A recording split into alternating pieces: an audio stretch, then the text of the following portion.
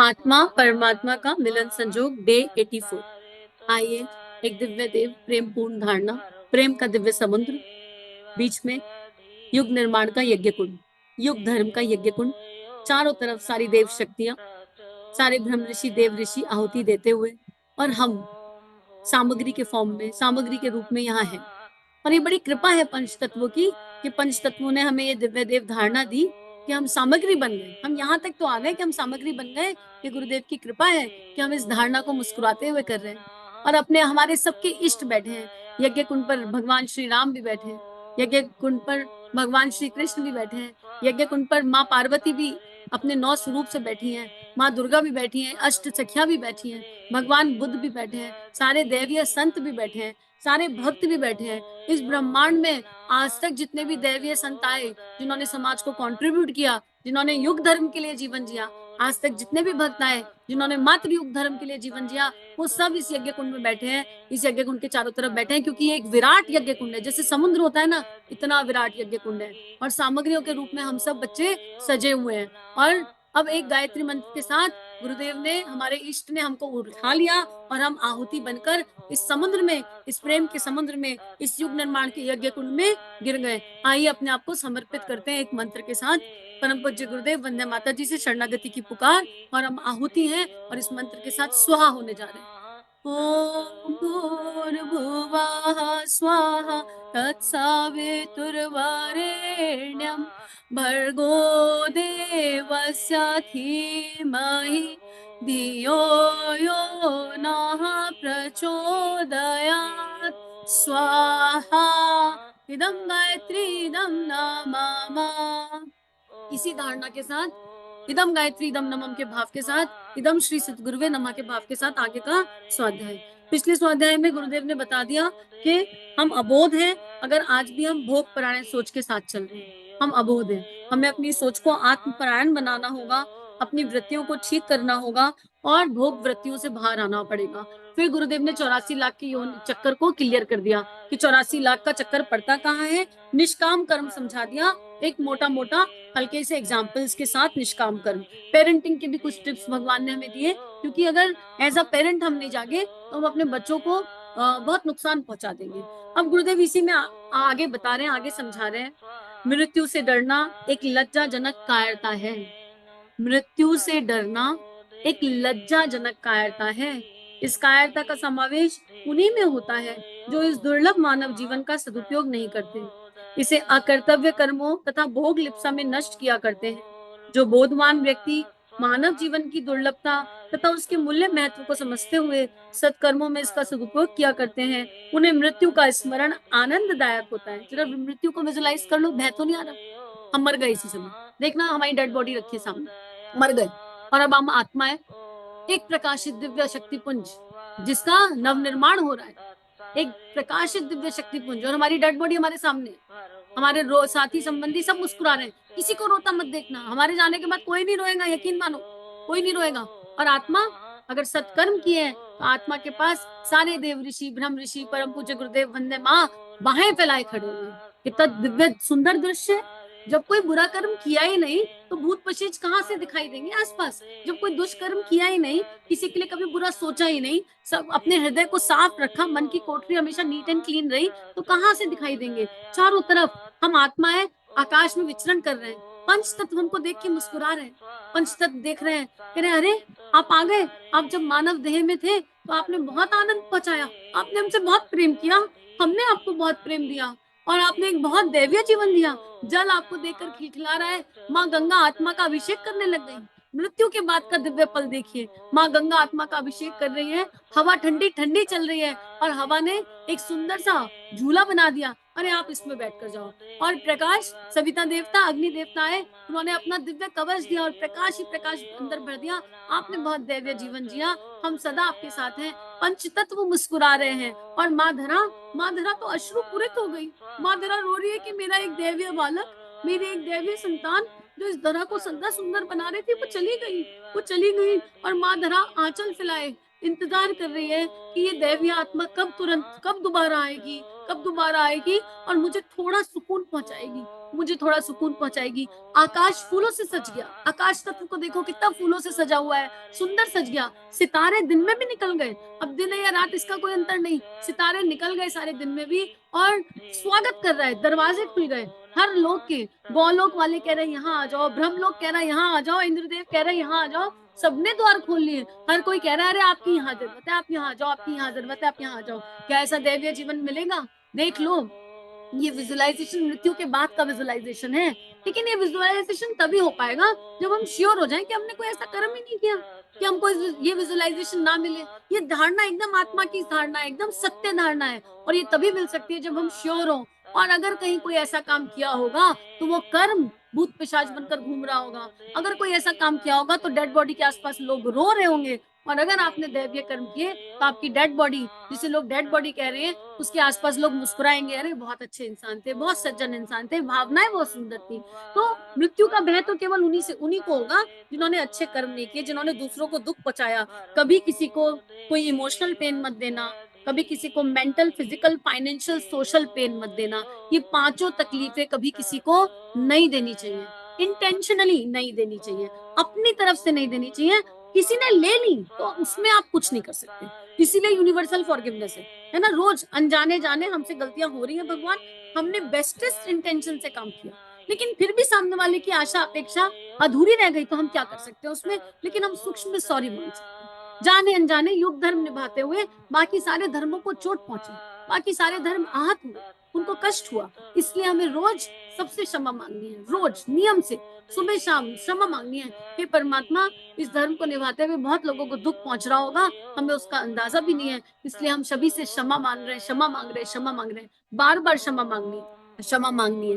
तो हम किसी को कोई पेन ना दें। कभी समाज में सोशल पेन मतलब होता है कि समाज में किसी की बेइज्जती ना करें, चार लोगों के बीच में, है ना। समाज सोशल पेन, सोशली किसी का अपमान ना करें। पंच तत्वों का सम्मान करेंगे तो भी सोशली समाज को कंट्रीब्यूट करेंगे। तो हमें इस तरह के पेन, जैसे चार लोगों के बीच में किसी की बुराई कर दी, आपने सामाजिक रूप से किसी का अपमान कर दिया, मान कर दिया, समाज में किसी के लिए कुछ गलत बोल दिया, अनुचित बोल दिया, ये सब हमको नहीं करना चाहिए। तो अभी गुरुदेव इसी को समझा रहे हैं कि अगर हम बोधवान हैं तो मृत्यु आनंददायक है। अभी मृत्यु का विजुअलाइजेशन हुआ, कितना खूबसूरत विजुअलाइजेशन था। अगर आपका विजुअलाइजेशन खूबसूरत नहीं था तो कोई प्रॉब्लम नहीं है, मृत्यु थोड़ा ना हुई, केवल धारणा ही तो करी थी, है ना, केवल धारणा ही तो करी थी। अभी ठीक कर लेते हैं, ठीक करने में एक पल भी नहीं लगेगा, एक पल भी नहीं। पुराने कर्मों का जो फल है उसको भोगेंगे, लेकिन नए को ठीक करके चलेंगे। आगे गुरुदेव लिख रहे हैं, जिन्होंने सत्कर्म किए उनको अपने सत्कर्म के बल पर यह विश्वास रहा करता है कि उन्होंने जिस पुण्य पूंजी को संचित किया है वह भव सागर की उतराई के लिए पर्याप्त है। अपने पुण्यों के बल पर वे इस भव सिंधु को पार कर अपने अंतिम लक्ष्य परमात्मा की प्राप्ति कर लेंगे। और यदि इस पुण्य पूंजी में कुछ कमी रह गई तो पुराना वस्त्र छोड़कर नए वस्त्र को धारण करने के लिए के समान पुनः नया जीवन, नया शरीर धारण करेंगे और आज से अधिक उन्नत एवं परिष्कृत होंगे। अपने अगले शरीर के अवसर पर वे और अधिक साधना करके अपने लक्ष्य को अवश्य पालेंगे। कितना सहज समझाया कि अगर विजुअलाइजेशन मृत्यु का किया लेकिन थोड़े बहुत डॉट दिखाई दे गए तो उससे घबराना नहीं है, क्योंकि मानव जन्म तो सुनिश्चित हो गया, एकदम फोर हो गया कि मिल ही जाएगा। हम अपने गुरु के सानिध्य में, अपने परमात्मा के सानिध्य में दोबारा जन्म ले लेंगे और इस नए जन्म में और अच्छे काम करेंगे और साधना करेंगे और अपने आप को नीट एंड क्लीन बनाएंगे। और लक्ष्य मानव जीवन का एक ही है, भगवत प्राप्ति। मानव जीवन का एक ही लक्ष्य है, भगवत प्राप्ति। और उसके बाद क्या खत्म नहीं हो जाता भगवत प्राप्ति, उसके बाद भगवान मिल गए, अब भगवान का काम, हनुमान जी का जीवन, भगवान का नाम और भगवान का काम, बस मानव जीवन का एक ही लक्ष्य, इसके अलावा कोई लक्ष्य नहीं है। तो गुरुदेव कह रहे हैं इस प्रकार पुण्य आत्मा पुरुष को मृत्यु की कल्पना से भय तो क्या, एक आनंद पुलक की ही प्राप्ति होती है। और ये आनंद तो हमने जी लिया। मृत्यु अवश्यम भावी है, मृत्यु अवश्यम भावी है। सत्कर्मों का सहारा लेकर ही इसके त्रास से बचा जा सकता है। यह क्षणभंगुर मानव जीवन प्रतिपल मृत्यु के प्रभाव में बहता चल रहा है। अब देखो ये लाइन कितनी सुंदर है, देखने में सिंपल है। यह क्षणभंगुर मानव जीवन प्रतिपल मृत्यु के प्रभाव में बहता चल रहा है। गिनी हुई सांसें लेकर आए हैं हम लोग, एज लेकर नहीं आए, मनुष्य एज लेकर नहीं आया, सांसें लेकर आया, गिनती हुई। हर क्षण जब एक सांस लेते हैं तो एक सांस कम हो जाती है ना। मान लो किसी के जीवन में 5 करोड़ सांसें हैं, तो आपने एक सांस ली तो 5 करोड़ में से एक सांस खत्म हो गई ना। अब इसका दुख मनाए, हाय मेरी एक सांस चली गई, या ये सोचे कि ये सांस जो आई और गई इसमें भगवान का नाम था कि नहीं, भगवत चिंतन था कि नहीं, एक सांस भी, इसलिए कहते हैं सांस सांस से भगवान का नाम लो, सांस सांस से भगवत चिंतन करो, केवल परमात्मा के बारे में सोचो, केवल इष्ट के बारे में सोचो। बाकी इस संसार में ना कुछ सोचने योग्य है, ना कुछ याद करने योग्य है। इस संसार में याद करने योग्य है तो भगवान, सोचने योग्य है तो भगवान, और भगवान क्या है? श्रेष्ठ गुणों का समुच्चय। इतनी सी डेफिनेशन है भगवान की। मनुष्य जिस क्षण से जन्म लेता है उसी क्षण से मृत्यु की ओर बढ़ने लगता है, क्योंकि सांसें घटने लगती हैं। जीवन की बढ़ोतरी तथा आयु की वृद्धि मृत्यु की निकटता ही है। पता नहीं किस समय अवश्यंभावी अंतिम घड़ी आ जाए। इसलिए मनुष्य को प्रतिक्षण सावधान रहकर अपने जीवन के अक्षु अणुक्षण सत्कर्मों में ही लगाते रहना चाहिए। अपने जीवन का अणुक्षण, अणुक्षण गुरुदेव क्या लिख रहे हैं? अणुक्षण, एक छोटा सा सिंगल सेकंड भी हमें सत्कर्म में लगाना। गुरुदेव तो एक एक क्षण का हिसाब रखने के लिए कह रहे हैं, हमसे तो समय में घंटों का हिसाब नहीं रखा जा रहा, तो एक एक क्षण का हिसाब कैसे रखेंगे? बस एक एक क्षण का हिसाब ऐसे ही रखा जा सकता है कि हर समय मुस्कुराहट, हर समय मुस्कुराए, हृदय से मुस्कुराए, हर समय सबके मंगल का भाव करें, और चिंतन आएगा। देखो मानव देह है ना, तो पर चिंतन आता है। अगर किसी का नाम याद आ रहा है, किसी का चिंतन एक क्षण भी आ जा रहा है, तो उसी क्षण उसके गुणों को देखने लग जाओ। उसकी बुराई मत सोचो, उसकी भलाई मत सोचो, बस उसकी गुणों का चिंतन करो। हाय, इस आत्मा में ये दिव्य गुण है, भगवान मुझे इस आत्मा का चिंतन दे रहे हैं, तो मुझे इनके इन गुणों को धारण करना है, और उनका नाम लेके करो, राधा राधा राधा राधा, राम राम राम राम राम। गायत्री मंत्र करते हैं तो बैठकर उस आत्मा के लिए गायत्री मंत्र करो, और राधा राधा राम राम, या जो भी मंत्र कर रहे हैं उस मंत्र के साथ उस आत्मा को आभार दो कि आपकी वजह से मेरा इष्ट चिंतन बढ़ गया, आपको थैंक यू। आपकी वजह से मेरा परमात्मा में मन और ज्यादा लगा, आपको थैंक यू। किसी भी जन्म में किसी भी कारण आपके प्रति मुझसे कोई भूल हुई तो मुझे उसके लिए क्षमा कीजिए। अगर मनुष्य देह में, देह भाव में मुझे आपसे कभी कोई आहत हुआ तो मैं आपको क्षमा करता हूँ, क्षमा करती हूँ। और आपको उस परमपिता परमेश्वर का ढेर सारा प्रेम, ढेर सारा प्रेम, ढेर सारा प्रेम। और फिर राधा राधा राधा राधा, राम राम राम राम, नाम लेके करो, बिल्कुल नाम लेके करो। अगर इस क्षण भी कोई दिमाग में इमेज बन गई है ये सुनते हुए कि इस आत्मा का चिंतन बहुत ज्यादा रहता है, और ये यकीन मानो चिंतन उन आत्माओं का ज्यादा रहता है जिन्होंने त्रास दिया हो, हर समय ना उनके बारे में सोचते हैं, तो वही तो है जो भगवान के समीप लेकर जाएंगे, है ना। अगर कोई इमेज बन गई हो दिमाग में भूल से भी, तो उसका नाम लेकर फटाफट फटाफट राधा राधा राम राम करना शुरू कर देते हैं। और करके देख लो, 90 दिन एक्सपेरिमेंटेड है, 90 दिन 5 मिनट। और वैसे 5 मिनट का अभ्यास है, बाकी तो जितना तुमने चिंतन किया तुमको उतना करना पड़ेगा। अब अगर तुम 24 घंटे में से 20 घंटे उस आत्मा के बारे में सोच रहे हो, और वो भी उसकी बुराई सोच रहे हो, तो तुम उसके जैसे ही बन जाओगे ना एक दिन। जैसा सोचेंगे वैसा बन जाएंगे। तो उसकी बुराई क्यों सोचते हो? क्यों तुमको उसकी जैसा बनना है, जब तुमको उसका वो गुण, वो अवगुण दिख रहा है, और तुमको वो इंसान जैसा है वैसा पसंद ही नहीं आ रहा, तो तुम क्यों चाहते हो कि तुम उसके जैसे बन जाओ? इससे अच्छा तो उसके गुणों पर चिंतन करें। और उसको, अगर हम मान लो, मैं कोई फॉर एग्जाम्पल मैं नाम ले लूं, इला राधा इला राधा राधा इला राधा इला इला राधा इला राधा राधा इला राधा इला, तो क्या हो जाएगा? इला ही राधा बन गई, राधा ही इला बन गई। राधा कृष्णा कृष्णा राधा कृष्णा राधा, तो क्या हो रहा है? जैसे राधा कृष्ण है, कृष्ण राधा है, ऐसे कर सकते हैं ना, अभ्यास तो कर सकते हैं। मान लो अपने लिए चाहिए, मान लो अपने लिए हीन भावना है ना, तो अपना नाम लेके करना शुरू कर दो। अपना नाम लो, रीमा राधा रीमा राधा रीमा राधा राधा रीमा राधा रीमा राधा रीमा, जो नाम मन में आ जाए अपना नाम ले लो। कोई दिक्कत वाली बात नहीं है, कम से कम भगवान का नाम तो आ रहा है, तो भगवान के गुण अपने आप ट्रांसफर हो जाएंगे। ये सब एक्सपेरिमेंटेड है, आप करके देखोगे तो आपको अनुभव होगा। और एक मुस्कुराहट बनी रहेगी हमेशा, क्योंकि चिंतन भगवान से हटेगा नहीं। ये टूल्स एंड टिप्स हैं, मर्जी है, अच्छे लगे तो कर लीजिए, और नुकसान तो कुछ होगा नहीं, ना भी करें तो ना करने का इसलिए कोई सवाल ही नहीं, इसलिए कर ही लेना। आगे गुरुदेव लिख रहे हैं, प्रथम तो मृत्यु का भय एक अनुचित त्रास है, तब भी यदि उसका भय सताता ही है तो बुद्धिमत्ता पूर्वक उसका लाभ भी उठाया जा सकता है। जैसे अपने अधिकारी से डरने वाले व्यक्ति को अपने से अधिक अनुशासित, आज्ञापालक तथा कार्यदक्ष बनाने का प्रयत्न किया जाता है। उसी प्रकार मृत्यु से भयभीत व्यक्ति यदि चाहे तो भय के कारण दुष्कर्मों को छोड़कर सत्कर्मों में संलग्न हो सकता है। ये बात आई थी ना अभी कल के स्वाध्याय में, कि अगर भय से ही करना है तो कर लो यार, भगवान का नाम ही तो लेना है। अगर फियर से लिया जा रहा है तो ले लो। तो गुरुदेव कह रहे हैं इस भय से मुक्त नहीं हो पा रहे हो, इतना समझा दिया फिर भी नहीं हो पा रहे हो, कोई बात नहीं, अब इस भय को शक्ति बनाओ। मैडम डांटेंगी, होमवर्क तो करना ही है। छोटे बच्चे के पास होता है ना स्कूल में, घर पे आया, मम्मी मम्मी आज मैडम ने बोला 4 चैप्टर लिख के देने, और 4 चैप्टर की टेंशन बनी रहती है अगर मैडम स्ट्रिक्ट होती है। नहीं नहीं मम्मी, हम तो 4 चैप्टर नहीं लिखे तो मैडम डांटेंगी, मैडम डांटेंगी। अगले दिन बच्चा स्कूल भी नहीं जाना चाहता, इतना डर जाता है कभी कभी। तो ठीक है, इस डर को शक्ति बना लो कि जब मर जाएंगे ना तो ऊपर सारे भगवान डंडा लेके बैठे होंगे, बहुत मारेंगे हमको। अगर हम सुधरे नहीं तो भगवान जी सारे डंडा लेके बैठे, भले ही ये सत्य नहीं है पर ठीक है, क्योंकि हमारे मन में भय है, हम क्या करें, हमारे मन में भय नहीं जा रहा भय, तो इस भय से भगवान का नाम ले लेते हैं। भाई तुलसीदास जी तो कह गए, नाम जप लो, उल्टा या सीधा भूमि में गिरेगा तो वृक्ष बन ही जाएगा। मरा मरा मरा मरा करते राम राम मिल गए, मरा मरा करने से राम मिल गए, तो हम तो यहाँ राम राम ही कर रहे हैं, चाहे डर से करें, कर तो राम ही रहे हैं, दिक्कत क्या है। तो इस भय को अपनी शक्ति बनाएंगे, ठीक है। B fearful for the wrong deeds.